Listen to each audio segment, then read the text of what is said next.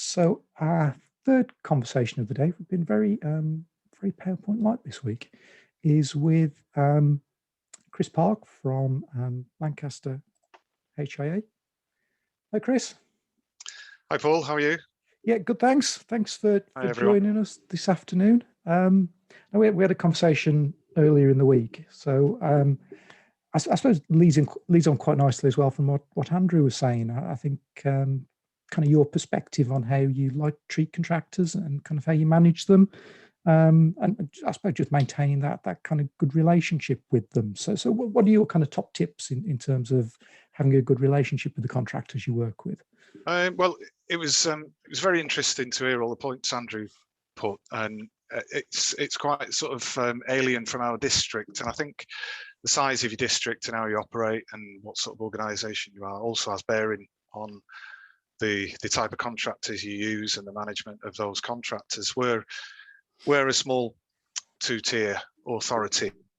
We're an in-house HIA within Lancaster City Council, so it's quite a big rural area in the northwest of Lancashire, and our main conurbation is Lancaster and Morecambe, and it only totals about 90,000 people with about 140,000 in the whole district. So big contractors with lots of gangs of fitters, a few and far between.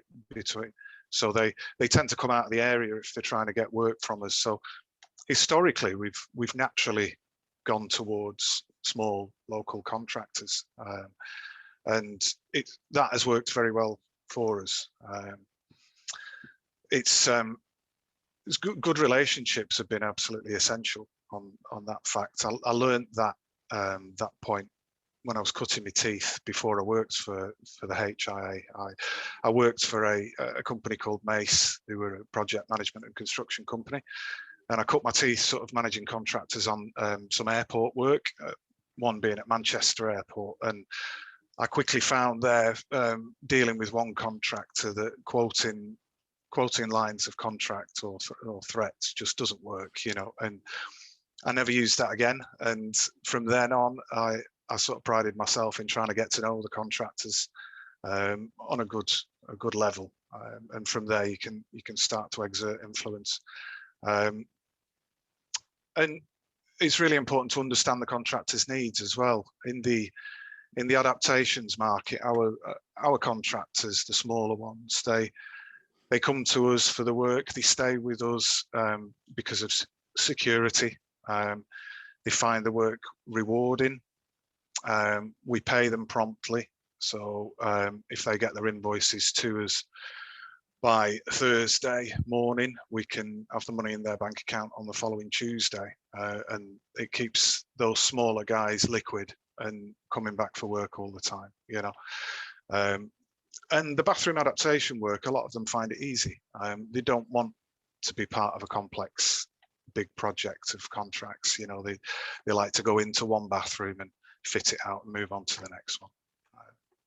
So how do you manage your list of contractors, Chris? Do you have what's kind of the approach you have, and how do you credit them? When I first started with Lancaster HIA, we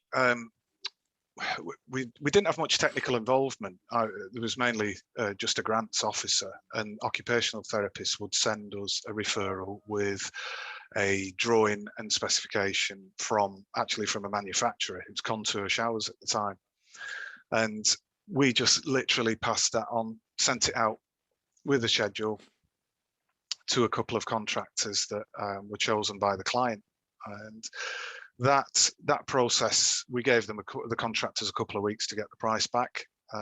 We generally knew which contractor was going to win the job before we even sent the work out, because we'd used them before and we knew their prices. So we'd been dealing with small contractors at that point, and then as our budget increased, we started looking for more. We tended to find them through either client choice.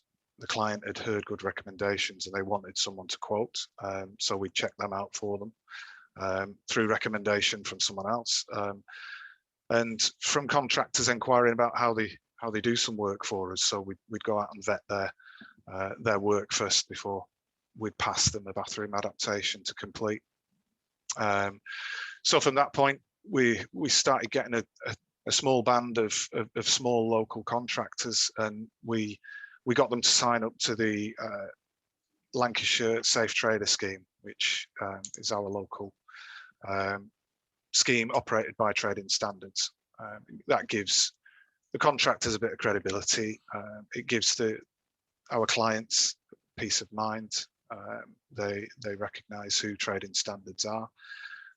So it's quite cheap for the small contractors to get on board with, and it takes a bit of the legwork away from us on checking insurances and whatnot, with the backup of if there was any adversarial situations that they could get involved. But we've been doing it for years and we've never had that situation yet. So that you see, you've got the kind of backup of a trader register as well as, I suppose, kind of actively seeking out new contractors to join your list, which sounds like it's working very well. And Andrew was kind of talking about kind of the pricing of jobs and his kind of thoughts about that. So how do you go about getting your quotes for the kind of level access shares and those type of jobs? Well, I mentioned before we used to go out to tender to and get 2 prices in. That's always been part of the policy that our council has had. So we've had to stick to that. We found we wanted to look into new ways of trimming adaptation procurement time down, and one of them was to try and shorten that process considerably. And we started using your Tenders Online system. We got our existing band of contractors signed up to it, and that involves them. We produced a specification for them to price each item by, and every time we go and measure a bathroom up, we come back and we draw that bathroom design up in conjunction with the occupational therapist and the client, and then we sit down and we go through the Tenders Online system and select all the specific elements of the bathroom adaptation, and then that spits out a total price in a league table from each contractor at the end of it. It's awarded on price, but it's also awarded on availability. So the cheapest doesn't always get the job. They'll get the job within a certain time frame. So if they're available within 4 weeks, they'll get the work, but once they're booked up for 4 weeks, the next person gets the job, and then so on and so forth.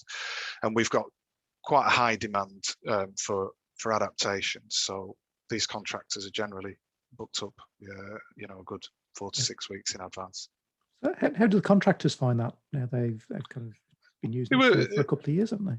Yeah, they were a bit reticent at first, being small family businesses or one-man bands. That change and filling in online specification wasn't overly appealing to them, but once we walked them through it and got them on board, they like it now. It runs quite smoothly. They trust our assessment of a bathroom and our designs. Sometimes we get stuff wrong. They'll point that out to us on the pre-start meeting with the client, and we're happy to take it on the chin. We know we're not perfect. Unforeseen works, because they've been working for us for so long and we've got such a good relationship that we trust them implicitly. They tend to take photos themselves. If we've got to go out and look at something that's a bit unusual, then we will do. But some photographs from them and an explanation of what needs doing, we tend to be happy with that. Great. And you mentioned pre-start meetings there, which was something that Andrew mentioned and was mentioned in the chat earlier. So how do they work in Lancaster, the pre-start meetings? When we award the work to the contractor, that's the trigger for them to arrange a pre-start meeting with the client. We don't accompany them. They're armed with quite a bit of information. They've got the specification that they've signed up to and priced. They've got quite a detailed drawing. They've got the section of the occupational therapist's recommendations that doesn't include any of the sensitive information. So they've got, and because they've been doing this type of work for so long, they're almost quite aware of that they're not just looking out for bathroom building trade type things. They're also looking at the client in mind as well. Whether they've got a weakness on the left-hand side or something. So they'll quite often pull us up on a position of a grab rail, which is great. If we've put something in that's that could be problematic. So they go and see the client. They take their swatches of wallboards and floor colourings. They talk to the client about any issues that might crop up during the week. Like Andrew mentioned, there could be carers coming in. There could be hospital appointments, key safe operation, all that sort of stuff. So that's when that's all arranged. Yep. So and that's working well. So you don't have too many problems while jobs are in progress. That they'll kind of run pretty smoothly. Very rarely, no. We have we're in a situation in our district where we need contractors almost as much as they need us, good ones, that is. So there's a couple of contractors that take a bit more managing. We're always looking out for more. We tend not to have a great deal of issues. So the small issues that we manage are generally easily manageable. But the contractors that we've got, they're only as good as their last job, really. They understand that if they want more work from us, they've got to come back and put something right, and they do. So in terms of snagging and sign off, do you get many problems? Do you have long snagging lists, or are they usually done kind of right first time? Pretty much right first time. And if, like I said, there's a couple of contractors that might need a bit of coaxing along at the end of it, but it's generally nothing major. Great. And is there any kind of tips that you would suggest to any other local authorities that you've kind of found over the last few years that? Paying promptly helps, which you gave a top tip for before. We have the facility to do that in our council. There's an urgent payee method via our finance that allows that.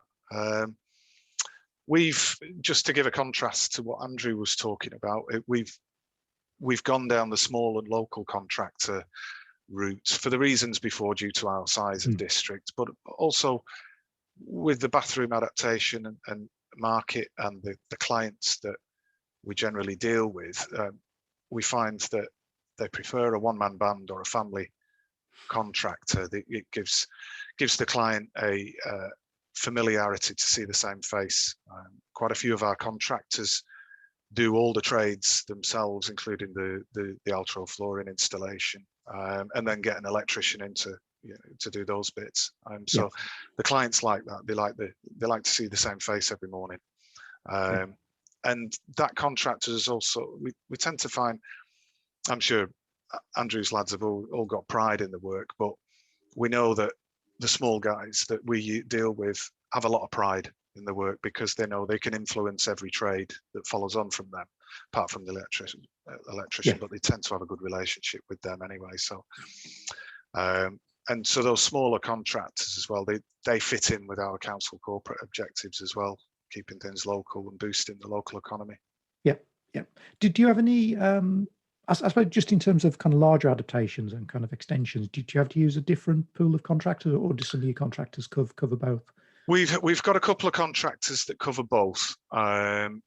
We've always inherently struggled with timescales on larger adaptations, just because of any good contractor worth his salt that's doing extensions. He's generally booked up in our district well in advance. So sometimes we have to wait a while, but sometimes we can get them in. But there's a couple that do that. Those contractors that do that, they dip in and out of the bathroom adaptation side of things in conjunction with the extensions, but some of it's private work that they do as well. So we tend to battle with that. Yeah. Great, Chris. Thank you for taking us through how things work in Lancaster, and thanks for joining us this afternoon. I think there's a few comments in the chat, and it's good to see that jobs are done quite quickly and without any problems. I think that's quite, from Roy's report, that's where most of the issues are. So it's good to see that's not happening in Lancaster. Cheers. Thank you. Great. Thanks, Chris.